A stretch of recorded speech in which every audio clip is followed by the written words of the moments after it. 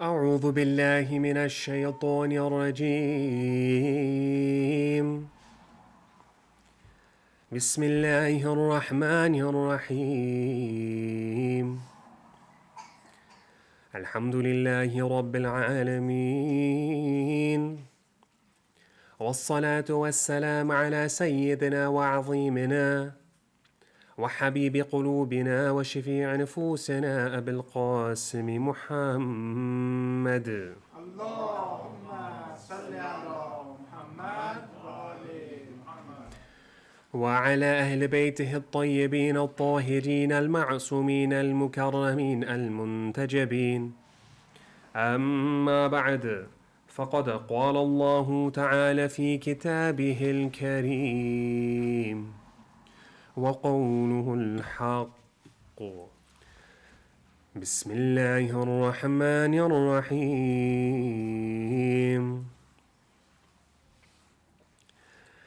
وقضى ربك ألا تعبدوا إلا إياه وبالوالدين إحسانا.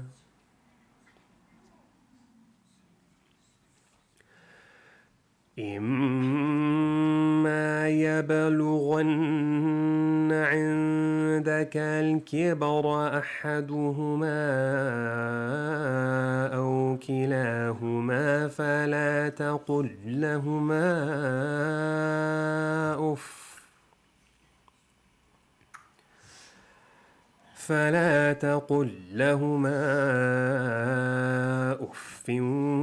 ولا تنهرهما وقل لهما قولا كريما.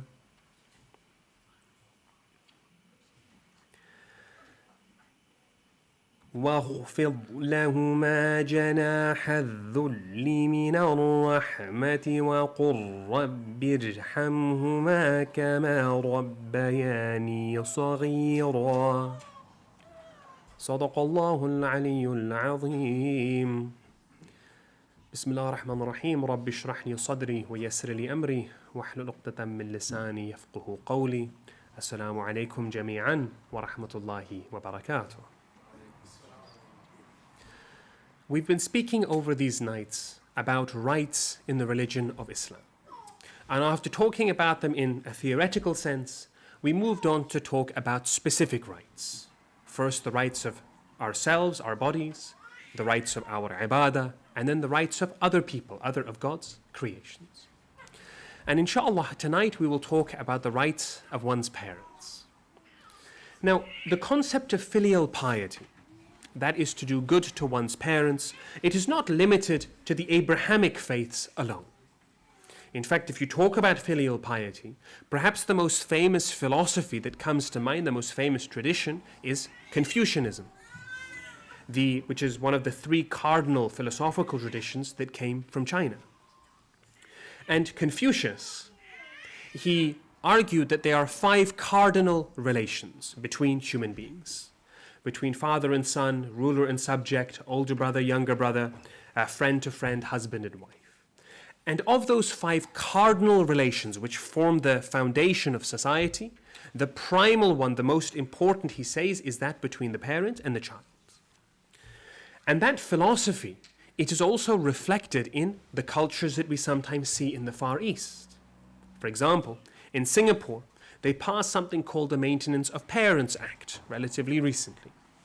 And it is an act which obligates any child who has a parent who's over the age of 60, who's unable to look after themselves, and the child who is able to look after them, they are obligated by law to do so.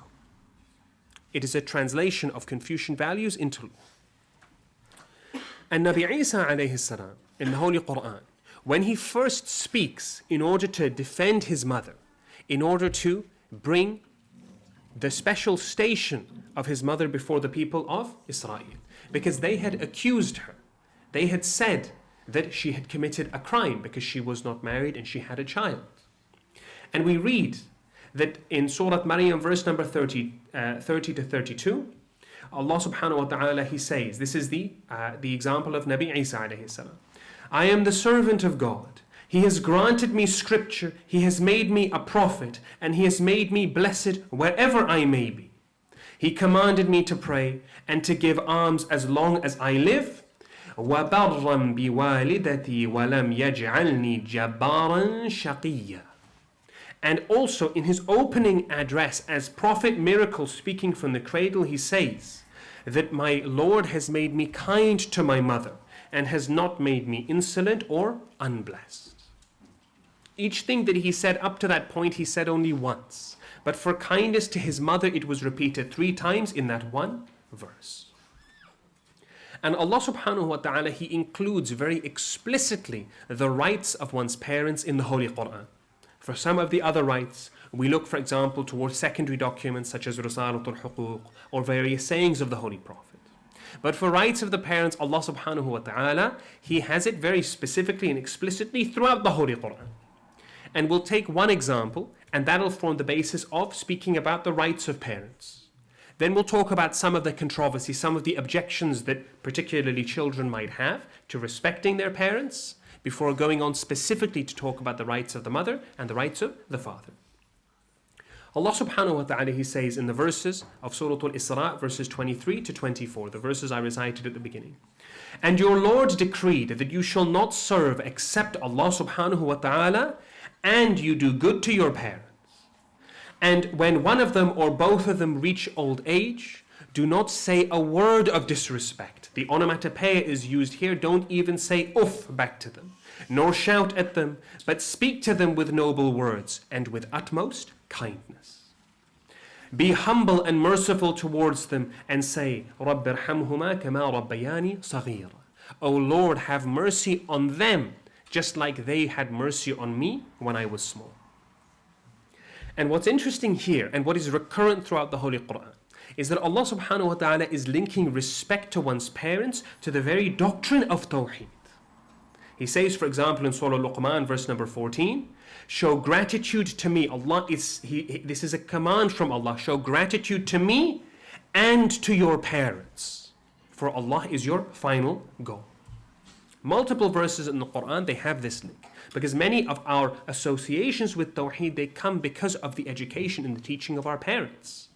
And it is primal. In the same breath that we bear witness to the oneness of God, we testify to the importance of respecting our parents. And interestingly, when we are younger, the closest thing that we have to God before we understand Allah subhanahu wa ta'ala in a real sense are our parents. So what are some of the rights that we are told in these verses? Number 1 is do good to your parents. One of the Imams, he was asked, what does it mean when we are told to do good to our parents? And the Imam, he says, well, to do good deeds, to try and help them out in whatever way that you can. But specifically, he says it means that whenever your parent wants something, you complete it and you action it before they even have to ask you for it. That is how much devotion we should have to our parents. The second right which is mentioned in this verse is that we don't answer back to our parents. We don't even say the term uff. And Imam as-Sadiq salawatullahi wa salamuhu alayhi,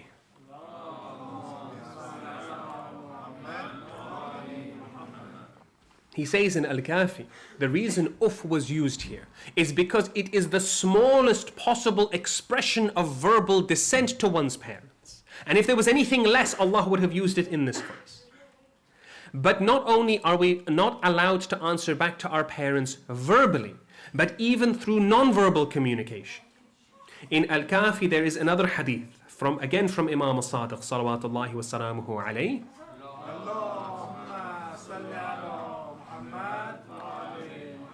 He says, anyone who looks towards his parents with hatred, even if they have been unjust to him, Allah subhanahu wa ta'ala will not accept his salah. And part of the reason for this is that especially when we're younger, as we're growing up, we don't always understand the good that our parents are doing for us. They will often stop us from certain things and we get frustrated. We want to argue back, we want to answer back, we want to show some sort of dissent. But we don't realize that a lot of the time what they're doing is preventing us from things that are harmful to us. They prevent the child from touching the fire, the teenager from making the wrong friends. They advise their children to study for their exams, to work hard for their future. None of these things children can understand, particularly when they're very young, where they haven't gone through the further developmental stages. And so Allah subhanahu wa ta'ala, He's creating a protective barrier for parents. Because one of the most difficult things for a human being to do is to be punished for doing something good. The verse goes on to say, don't raise your voice at them. That is, so first he says, don't even say uff, the smallest possible. And then an even sterner declaration that we cannot raise our voices against them. For we should not use the sharpness of our tongues against the ones who taught us to speak. There is something inherently fundamentally wrong with that. But then he goes on to say, speak noble words with kindness. Because some of you may be wondering, I can't say anything back to my parents? I have to accept everything that they say as law? What if they're wrong? What if there are cases where parents sometimes they can say things which are ill-advised? So if we have to accept everything from our parents without any discussion whatsoever in all circumstances, end of, we have a tyrannical relationship. You have sacrificed your moral compass and your free thinking for filial piety. And this is the main criticism of filial piety, by the way. When you look at it in a philosophical sense, that people argue that while it is extremely good for society, for care of the elderly, for familial relationships, the one downside that people sometimes point to is that it can reduce creativity and open-mindedness, because people, they feel, oh, I can't discuss. And again, Islam, it is a rational religion.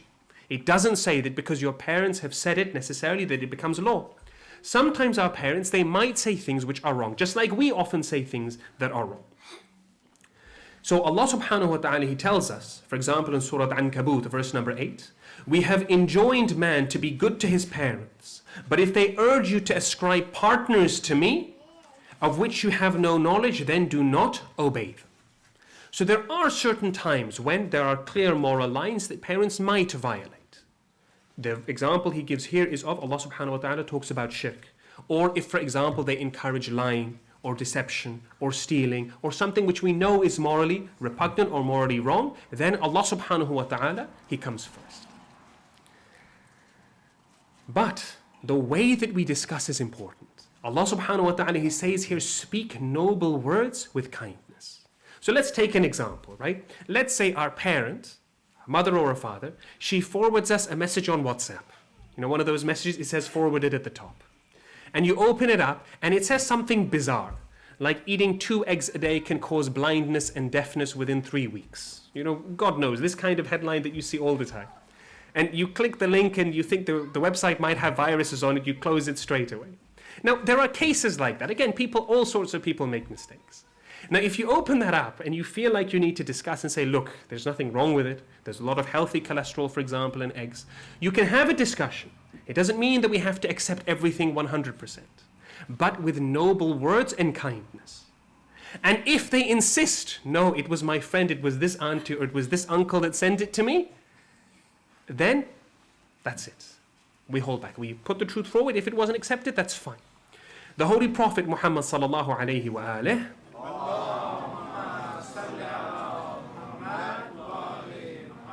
he says in a famous hadith in Mu'jam al-Kabir, I guarantee a house on the outskirts of paradise and the middle of paradise and the highest part of paradise for the one who gives up arguing even when he is right, who gives up lying even when joking, and who makes his character excellent. It doesn't mean that we forego the truth, but it means there's situations where we realize, okay, there's nothing to be gained by pursuing this argument, and out of respect, I will leave it alone. Now, there are a small minority of cases where we're discussing with parents and we can't do this, especially when it comes later in life. You know, particularly pertinent matters such as sibling relationships, inheritance, you know, perhaps there need to be things that are addressed, but these are extreme. In most cases, we can just let it go. So noble words and kindness, that is the other right of one's parents. And we are also told to be humble, that whatever we have achieved in life, we have done so from the platform of what our parents have given us. And many of us, our parents, they might have come from more difficult backgrounds, particularly if they have migrated. They have left a culture, a people, a town, a society, a group of friends, an education system, a language, everything behind, in order to travel to somewhere new to try and build for you a better life. And that comes with challenges, it comes with difficulties. And even those that haven't made that travel in a distance perspective, inevitably they've made that travel from a temporal perspective. That they are raising you in a different world to that they were born in. So there are all sorts of challenges there. But we recognize that everything that we have, everything good that we have in ourselves, we owe, at least in part, to our parents. There's a wonderful relationship that Charles Dickens, he describes in Great Expectations, between two characters, Pip and Joe. And for those who are interested for a really good dissection of this kind of dynamic between the educated but ungrateful child and the elder, wise but also not as well educated in a modern sense father or father figure, they can look at that book. We don't have time to dissect it now, but the dissection, it is beautiful. So be humble. Also be kind, that we show our parents a portion of the kindness that they showed us when we were younger. And then he says, Allah subhanahu wa ta'ala says, be merciful towards them. رَبِّ ارْحَمْهُمَا كَمَا رَبَّيَانِي صَغِيرًا. And in it there's a beautiful message to be said here. Because Allah subhanahu wa ta'ala, He acknowledges that they make mistakes. Our parents make mistakes. There's no doubt. They are human beings. To err is human. And it implies, this very verse, it implies that, oh, Allah be merciful to them because they will have overstepped.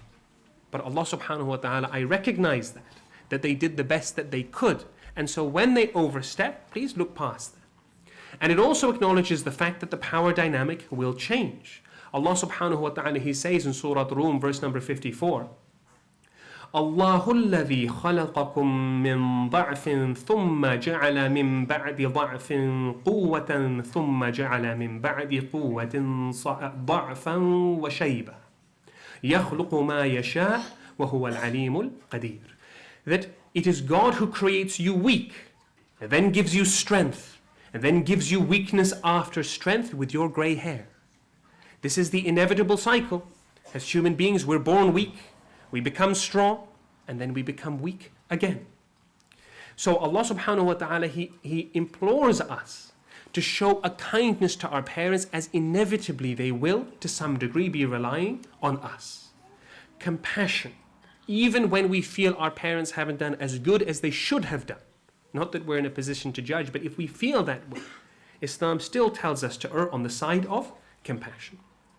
It is extremely difficult to parent in the modern world. And even when you think you might have got it right for one child, another child comes along and they're completely and utterly different. The whole rule book changes. It's a tumultuous world, a difficult world. And to err is human. Our parents are not perfect, but we also are not perfect either. Now, here are some of the rights. We've gone through 7 rights that Allah subhanahu wa ta'ala speaks about in these verses of the Holy Quran. But you may be thinking that, well, this might apply to parents generally, but not specifically to my case. That with my parents, I won't respect them or I show less respect for various different reasons.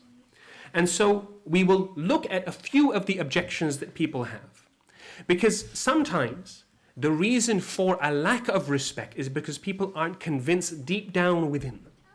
So we'll spend quite a bit of time looking at some of the common objections that people might have to respecting one's parents. The first question, what if they are non-Muslim? What if they don't belong to my religion? Is that a reason that I can look down upon them? In Surah Luqman, verse 15, Allah subhanahu wa ta'ala says, if they strive to make you associate anything with me about which you have no knowledge, so if they are trying to get you to commit shirk, then do not obey them. Yet keep their company in this life according to what is right, and follow the path of those who turn to me. You will all return to me in the end, and I will tell you everything that you have done. So briefly, before we talk about the non-belief, Allah subhanahu wa ta'ala makes it very clear here that we are to spend time with our parents as well. When we are younger, it's easy, right? We have no choice. We come home, they're there. But when we get older, that's when the challenge comes in, because everybody gets busy. And when we have moral compunction, we try and do good things for our parents. So we give money, we spend our efforts in that respect. But one thing that's often missing is time. And there is a great epidemic of loneliness in the modern world, particularly in the Western world, as these sort of links to filial piety break down. And a lot of people, you find they're elderly, they have children, and their children support them, they help them financially, but they're not present in their lives, and it often leads to isolation and depression. But Allah subhanahu wa ta'ala here in this verse, He's talking about if one's parents are non-Muslim. And in principle, we are supposed to be good to non-Muslims in any respect, both because it is commanded by the religion of Islam. Allah subhanahu wa ta'ala, He says in this verse that you still have to spend time with them according to what is good. You protect your iman, you protect your faith, but you still spend time with them. But also pragmatically as well. There is an impact from treating them well. There was once a man by the name of Zakaria bin Ibrahim. And he approached our sixth Imam, Imam Ja'far al-Sadiq, salawatullahi wa salamuhu alayhi.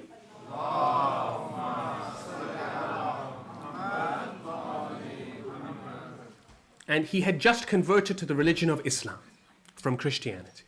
And his mother was a Christian, but no matter how much he debated with her, she wasn't accepting the religion of Islam. So he went to the Imam and he said, "Oh Imam, my mother, she doesn't believe. I've argued with her, I've proved her wrong, but she doesn't accept. What should I do?"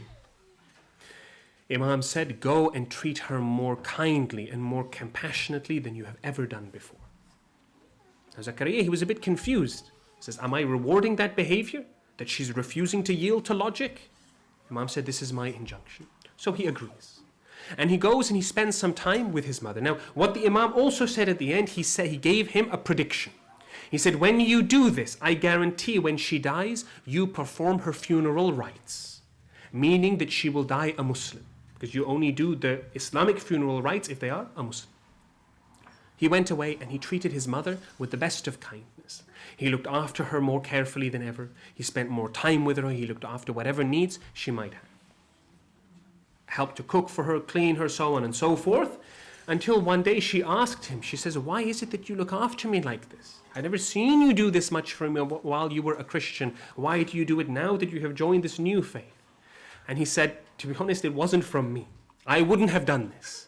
But I went to one of the sons of a prophet and I asked him, and this is what he told me my religion taught." And she said, "Indeed, this kind of wisdom comes from either a prophet or the son of a prophet." And then based on the behavior of her son, she said, "La ilaha illallah Muhammad Rasulullah."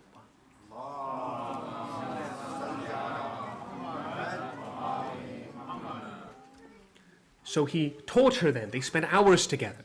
He taught her on that day the edicts of Islam. She prayed Salatul Dhuhr, Salatul Asr, Salatul Maghrib, Salatul Isha. She spent the whole day learning about Islam. And that very night she fell ill. That same night that she accepted the religion. And as she lay on her deathbed, she said, "Oh son, please tell me the beautiful lessons that you have just taught me." And he began to recite Quran and teach her all of the beautiful aspects of religion. And she died in that state of true love of Allah subhanahu wa ta'ala. All because he treated her so well. Actions, they speak louder than words. Okay, but let's put that aside. What about my parents? Maybe my parents, they aren't very good parents.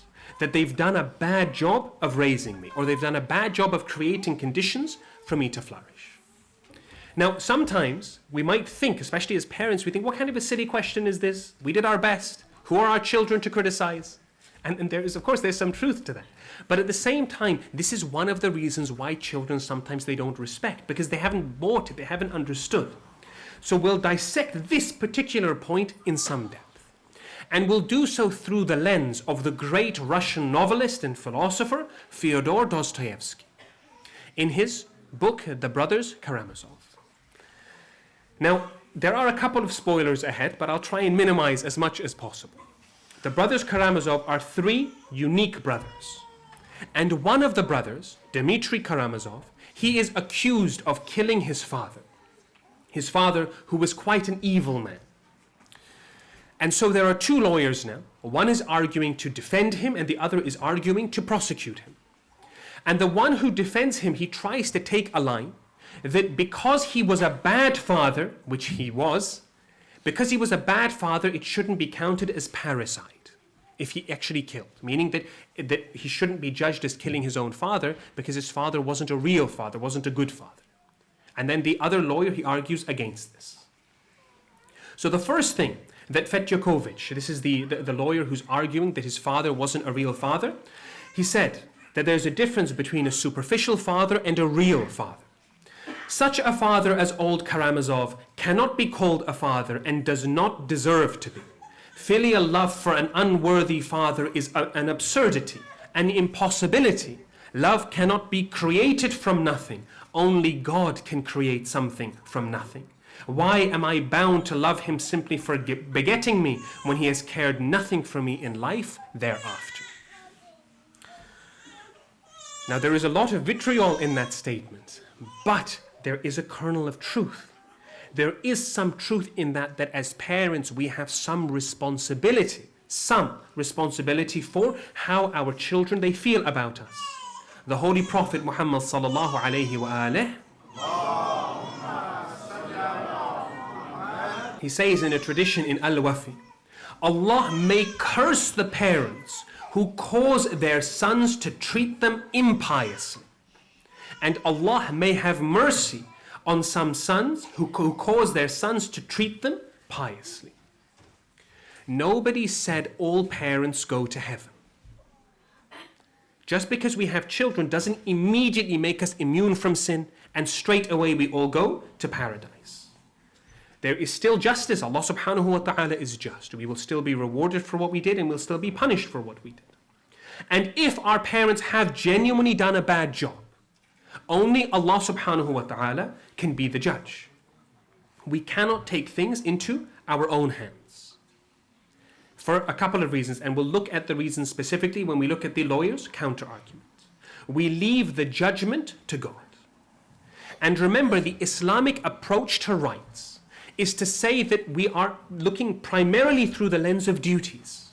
That rather than claiming our own rights and say my parents didn't respect my rights, the primary focus is on what can I do to respect theirs. Fetjakovic, he goes on to say, let the son stand before his father and ask him, Father, why must I love you? Father, show me that I must love you. If the father is able to answer him with good reason, then there can be a normal relation. Not on mystical prejudice, but on rational, strictly humanitarian basis. But if he does not, then that is the end of the family tie. He is no father, and the son has a right to look upon him as a stranger, even as an enemy. This is what Fetjakovic is arguing when he's saying that he doesn't need to respect his father. From an Islamic perspective, needless to say, it is completely and utterly antithetical to what we believe in the religion of Islam. Now, first of all, Islam, it starts from giving the benefit of the doubt. And we fulfill other people's rights even if they don't fulfill our own. So even as children, if we feel that our parents haven't done the best job, even if they haven't respected our rights, we still make it our priority to respect theirs. This is a right that Allah subhanahu wa ta'ala has given to parents and which He has linked to Tawheed. That what can be more disrespectful than interrogating our parents like this? We don't even do this to our friends. And the second issue with this, is that we are too biased to make this judgment. Just think about it for a moment. Who are we as children to be able to put our parents on trial? Now we may question, we may look at things that we feel our parents didn't do well, and we can say, right, that particular thing I don't think was good, I won't repeat that mistake for my children. Fine, fair enough. But who are we to put our parents in a courtroom, and then we become judge, jury, and executioner? We are irredeemably biased. We are so deeply involved in the situation of that relationship, we can't make an objective judgment. And even if we make an objective judgment, in the courtroom we then don the wig, we pass the judgment, we then sit in the jury box, we pass the decision, and only then do we say to our parents whether they have rights over us or not. It doesn't work. It's devoid of logic. And part of the reason why this many rights have been given to the parents is so that they can fulfill their responsibilities to their children. So what does the other lawyer say? He comes out swinging. He says this is totally and utterly unacceptable. So Hippolyte, he says, we peep into the gospel only on the eve of making speeches to dazzle the audience. But we ought to forgive and turn the other cheek, not to measure persecutors as they measure to us. So the first thing he says is that we shouldn't cherry pick scripture.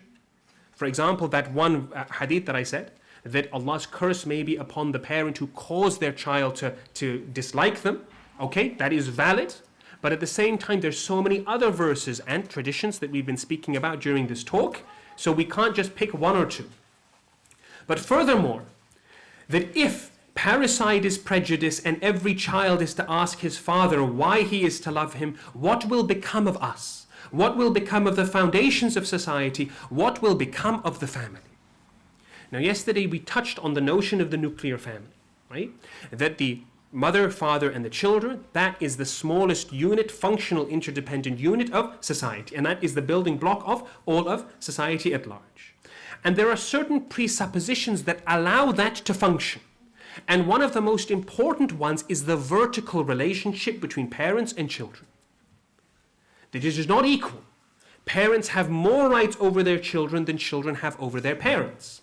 And it is only with that authority that they are able to raise their children, that they can push their children to study even when the children don't want to, that they can make their children brush their teeth even when they don't feel like it.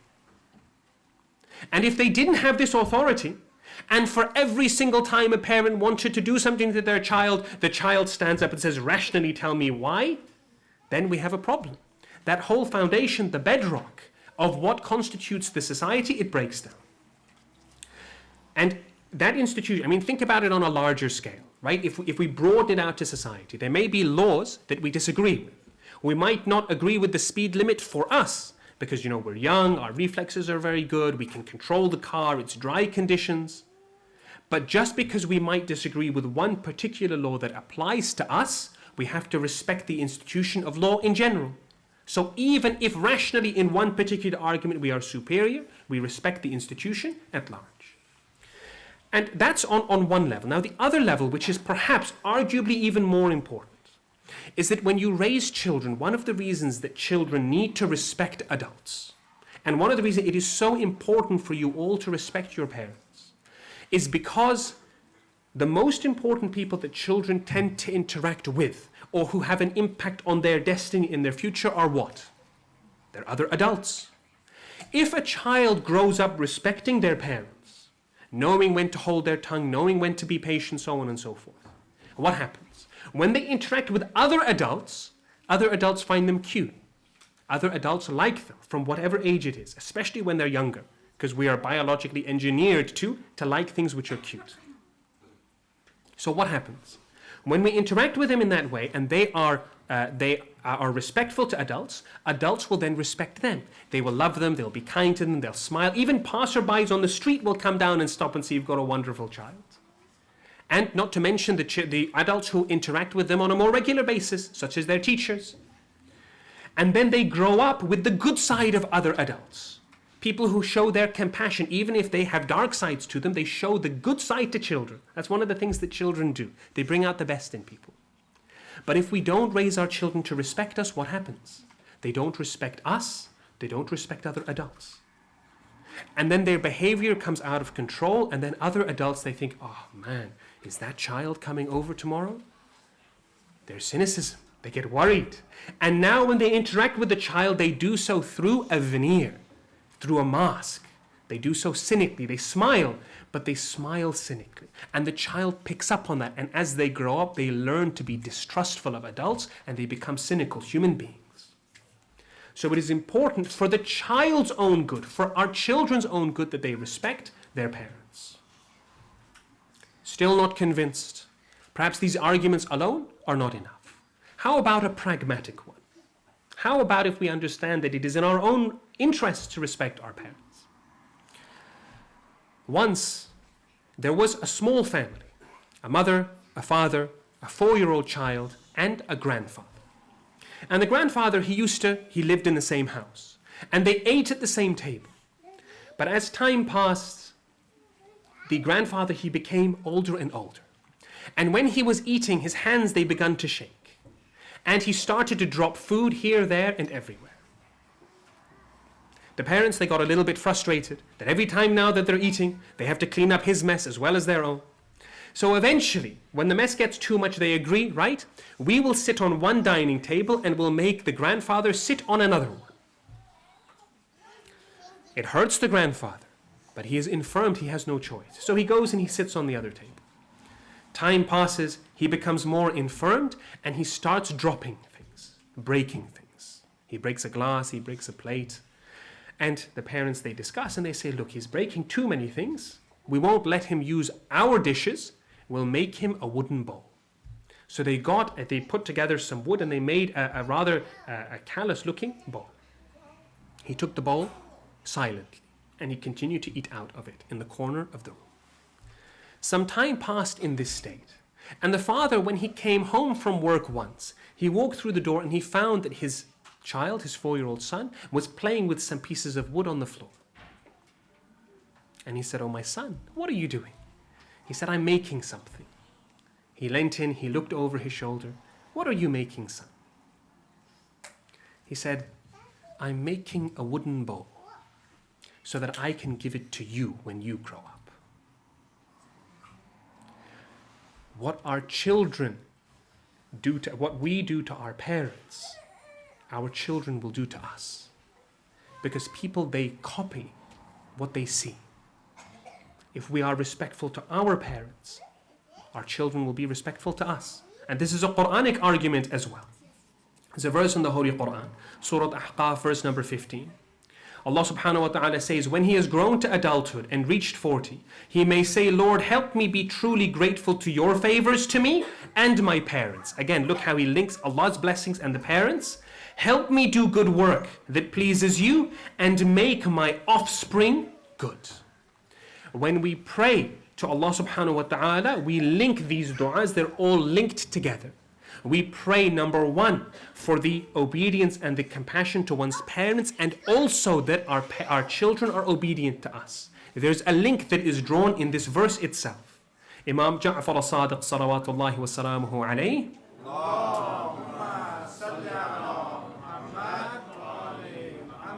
he says in Al-Kafi, treat your parents kindly because your children will do the same to you. What goes around, comes around. But what if our parents are really bad? What if we even, wal'ayadu billah, call our parents evil?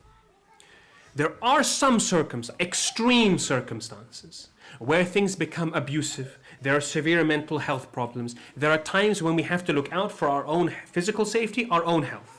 I'm not talking about those cases. In such cases, of course, it is important to seek the appropriate help.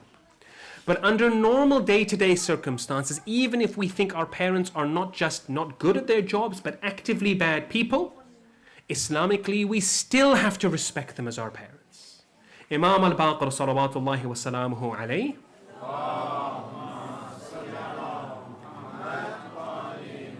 he says in Al-Kafi that there are 3 things God has not permitted one to abandon. Returning what is entrusted to an owner, whether he be good or bad. Honoring our promises, our contracts with anyone, whether they be good or bad. And respecting our parents, whether they are good doers or whether they are wicked people. However bad we might think our parents are they more wicked than Fir'aun? Fir'aun, the Pharaoh that killed all these young children. What does Allah subhanahu wa ta'ala say to Nabi Musa alayhi salam when he's told to go back? In Surah Taha, verses 43 to 44. اذهبا إلى فرعون إنه طغى. That go and challenge Fir'aun because he has become a tyrant. And again, there are within the boundaries of the filial piety within Islam that is acceptable. Fir'aun is the one who raised Nabi Musa alayhi salam. He had the rights of fatherhood over him. But what does Allah say in the next verse? فَقُولَا لَهُ قَوْلًا لَيِّنًا لَعَلَّهُ يَتَذَكَّرُ أَوْ يَخْشَى. Speak to him gently that he may take heed or fear Allah subhanahu wa ta'ala. Two arguments here. Number one, speak gently even to Fir'aun because he has some rights over you, the fact that he raised you. Number one. And number two, it leads us to the next pragmatic argument. That sometimes, if people aren't fulfilling our rights, they're not being good to us, we're being bad back to them, you get into this cycle of negativity. Sometimes the way to break out of that negative cycle is to say, right, I don't care what they've done wrong to me, I will do right to them. And I'll take the compensation from God Almighty. And when we do that, when we treat people as the ones that they have the potential of becoming, sometimes they improve and they become like that person. That's one of the best ways to get people to change. You want someone to become more responsible? You give them more responsibility. You want someone to become more trustworthy? You give them more trust. And when they receive that, then they have that incentive to become more like them. But maybe this is wishful thinking. Maybe it's too much to expect. Maybe. But it might at least plant a seed of softness in their heart. But perhaps even that is wishful thinking. Fine. But then at that point we can still stand before Allah subhanahu wa ta'ala on the day of judgment on the moral high ground. And we can say, Ya Allah, I recognize and I respected what you taught me. I respected my parents even if they were evil. Wal-'ayadu billah. May Allah protect us from making this kind of accusation. But what happens is systematically Allah subhanahu wa ta'ala is taking away all of the excuses that we have to disrespect our parents. If they're non-Muslims, if they're incompetent, wal-'ayadu billah, even if they're evil. Of course, again, as I said before, when you enter the level of abuse and you come to the extreme circumstances, Fir'aun, Nabi Musa, he didn't stay in Fir'aun's palace when Fir'aun wanted to kill him, right? He escaped. So we also look after our own health. But sometimes people ask, well, I didn't ask to be born. My parents, they brought me into this world. I didn't have a choice. And this question is complicated because you touch on the very nature of existence and reality itself. But let's address it at least on a pragmatic level. That nobody who argues this will ever agree that you can raise someone on this psychology. Imagine you have a child and you say to that child, okay, everything good I ever do for you, I do it because it's my responsibility. I had to do it. I brought you into this world. And everything bad I do against you, I'm really sorry. Because I brought you into this world. So all the harm you receive, it is my shortcoming. What happens then? You raise the most spoiled child in the history of existence. Because he takes everything for granted. It doesn't work. It breaks down on the psychology of a human being. And remember one thing relevant to this. That yes, you might not have asked to be brought into this world. You might not have asked for your parents. But remember, your parents didn't necessarily ask exactly for you. They asked for a child. They wanted a child. But maybe they wanted a different child than what they got. If we're being cynical, if you think I wanted my parents to be better, then is it not also the case that our parents might think I wanted my children to be better? There are scenarios that we have to reflect on and we observe. And we'll, inshallah, we'll speak tomorrow. Don't get disheartened, by the way, if I'm talking about rights of parents more and more and more. Kids, it's your turn tomorrow. Just make sure you bring your parents along and we'll talk about the rights of children then. And the roles will be reversed. So what are some of the specific rights of the mother and of the father? We'll look at them briefly before concluding. The rights of the mother. In the Risalatul Huquq, Imam Zayn al-Abidin, salawatullahi wa salamuhu alayhi,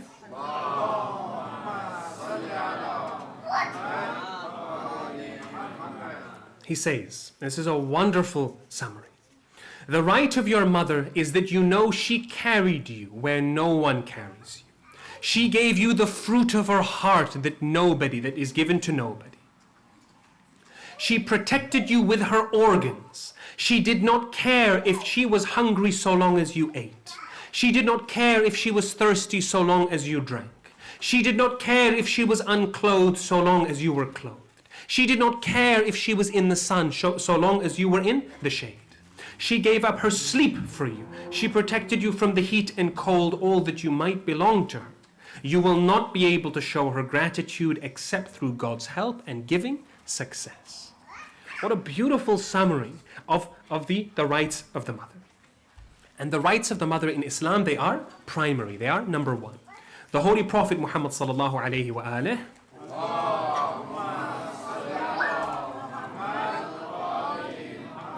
He says in Al-Kafi, and there's a similar hadith both in Bukhari and Muslim, a person came to the Prophet and said, Ya Rasulullah, to whom should I give something first, a good deed first?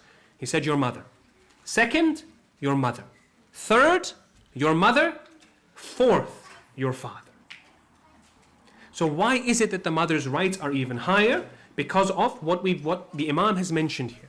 First of all, there is inherent connection. There is a biological connection. The mother has given of her heart that is given to nobody else.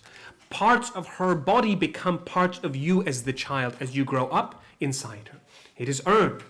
Allah subhanahu wa ta'ala says in Surah Ahqaf, verse number 15, وَوَصَّيْنَا الْإِنسَانَ بِوَالِدَيْهِ إِحْسَانًا حَمَلَتْهُ أُمُّهُ كُرْهًا وَوَضَعْتُهُ كُرْهًا وَحَمْلُهُ وَفِصَالُهُ 30 شهرًا. That we have commanded man to be good to his parents. His mother struggled to carry him and struggled to give birth to him, and his bearing and his weaning took 30 months. Every aspect of the way in which a mother raises a child is profoundly difficult, and it is dangerous as well. When we start from the beginning, when we talk about pregnancy, there is the obvious physical toll of having to carry around another human being inside you for 9 months. But aside from that, there are costs. It is a huge physiological burden on the maternal body. And there can be biological consequences, things like a gestational diabetes that can turn into chronic diabetes. You can have issues with blood pressure, so on and so forth. Childbirth is dangerous. Historically, the mortality rate from childbirth has been between 0.5% and 3% per delivery. That is astoundingly high. A lot of mothers have died, and in Islam, when they die in that way, they die the death of a martyr. There's no question about it. And even now, the mortality rates, they're not insignificant, even in countries with health systems like our own. And then raising a child. Okay, we tend to think as kids, after we're grown up, after we're mature enough to think about these issues. But a young child, a baby, what is a baby? They're a crying, mess-making machine. That's all they do. They drink, they make mess, they sleep, they cry. And just to take a sample of this, put yourself in this situation. MashaAllah, it's the month of Muharram. May Allah give us the barakah of going to Karbala. So you get on a plane, you're flying towards Karbala. It's 6 hours. Okay, you've got your lecture playlist, MashaAllah, all of these great lectures. And you're about to listen, you're going to relax for the spiritual journey. You sit down, and right next to you, there's a crying baby. And the baby cries, and the baby cries and cries. And the mother wrestles with it, tries to get it to stop crying, but it doesn't work. Constantly crying, perhaps it's colic, Allahu A'lam. 6 hours, you have to bear witness to this screaming and this crying. When you arrive in Karbala, you really do need those du'as at the Rawza of Imam Hussein alayhi salam. Think how difficult this is. It started for you, and it ended for you. You only had to bear it for 6 hours. There's no off switch on a baby. They will cry and they will cry and they will cry until they are done. And a mother has to go through that over and over and over again. She sacrifices her sleep, she sacrifices her health, she sacrifices her body, everything for her children. And then she also, in most cases, wherever it is possible, she also feeds the baby from her own milk. And we're running short on time, but Surah Al-Baqarah, verse 233. It goes into some detail about this. Imam Ja'far al-Sadiq, salawatullahi wa salamuhu alayhi, he says, in a tradition in Al-Kafi, every time a woman becomes pregnant, during the entire period of pregnancy, she gets the thawab of fasting during the day and worshipping during the night. And she gets the reward of one who fights for Allah's way with her life and possessions. And when she gives birth, Allah gives her so much reward that nobody knows its limit because it is incalculable. When she's giving milk to the child, every suckle, Allah gives her the reward of freeing a slave. And when the period of this feeding is over, the angel goes to the mother, taps her on the shoulder, and says, now you may start afresh, for all of your minor sins have been forgiven. The efforts of a mother are not forgotten in the eyes of Allah subhanahu wa ta'ala, even if, unfortunately, they are sometimes forgotten by our children. It is no wonder Allah subhanahu wa ta'ala said, that the Holy Prophet said, Al-Jannatu tahta al-aqtamil ummahat, that heaven lies under the feet of one's mother. This is Mizan al-Hikmah. That's the rights of the mother. Now the rights of the father, Imam Zayn al-Abidin salawatullahi wa salamuhu alayhi,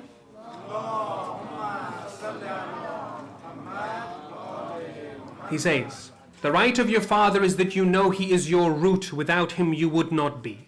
Whenever you see anything in yourself that pleases you, know that your father is the root of that blessing on you. So praise God and thank him in that measure. There is no strength except in God. Someone asked the Holy Prophet about the rights of the father in Usul al-Kafi, and he says that the child should not call his father by his name, should not walk ahead of him, should not sit down before he does, should not do things that cause his father to be blameworthy. Are we doing this? Are we respecting our fathers in this way? And it's interesting, that last line is particularly interesting, that we don't do anything that puts our parents in ill repute. Because to some degree, and it is imperfect as we'll look at tomorrow, to some degree children, they reflect their parents. And so if we do bad things, not only are we damaging our own reputation, but we're damaging the reputation of our fathers as well. In another tradition in Al-Kafi, we're told someone went to the Holy Prophet and said, my father has gotten old and he is so weak that I have to accompany him to the toilet. Should I do so? And Rasulullah, he says that you do that, even put food in his mouth with your own hands if you can, because this will guarantee you paradise. There is a hadith where someone, he goes to the Holy Prophet and he says that God's messenger, I do everything my parents did for me when I was young.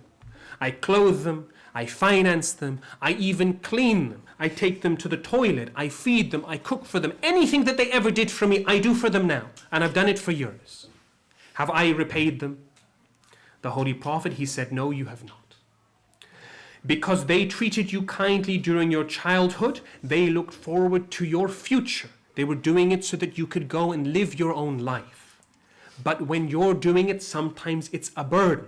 And sometimes that thought comes into your mind that it's not for very long, that it's temporary, that they will die. Our parents, they did for us before they received anything. When we do it to them, we're doing it in the context of everything that they have done for us. It's impossible to repay them. And when we don't respect our parents, there are potential consequences. There was a man, a young man, this is recorded in Shaykh al-Tusi's Amali. A young man, he was dying, he was passing away in the street. And the people, they went up to him and they tried to get him to say the kalima. They said, say la ilaha illallah. And he could not. He tried to, but it didn't come out. Rasulullah went to him and said, say the shahada. He couldn't say it. So Rasulullah, he diagnosed it straight away. He said, is this young man's mother here? And the mother came forward. And he asked the mother, are you pleased with him? And she said, no. He hasn't spoken to me for 6 years. And Rasulullah, he said, please, for my sake, can you ask for his forgiveness? So she said, for your sake, I will forgive him. Any claim he has against me, I give him forgiveness. Then Rasulullah went to him and he said, now can you say La ilaha illallah? And he immediately said, La ilaha illallah, Muhammad Rasulullah. Remember, there's that link between Tawheed and respect for one's parents. And he asked, what do you see? He said, there is an ugly person with a foul odor, someone coming to harm me. Rasulullah gave him a dua. He recited the dua. Then he said, now what do you see? He said, a beautiful person is coming, pleasing in appearance, with illumination around them, and with this fragrance and kindness, he comes towards me. And those were his final words before he passed away. There is a great danger if we don't respect our parents, which is why Allah, he couples it with Tawheed in the Quran. And it is never too late. Even when our parents pass away, may Allah have mercy on their souls, we still have access to that door of du'as. In Bahar al-Anwar, there is a tradition, and we'll conclude with this. Abu Ja'far alayhi salam, he said, that a person may be good to his parents during his life, but forget them after his death. And he might be considered amongst those who angered his parents. And there might be someone who was not good to their parents during life, but they remembered them after death. They did lots of good deeds in their name. They sent them as many gifts as they could. And these people, they might be considered amongst those who were obedient to their parents. So a resolution from tonight if we can take one thing away from tonight, let's have that redoubled effort to respect our parents, to be kinder to our parents, and to try and foster that relationship. And if they're not here, then let us be ardent in sending them gifts.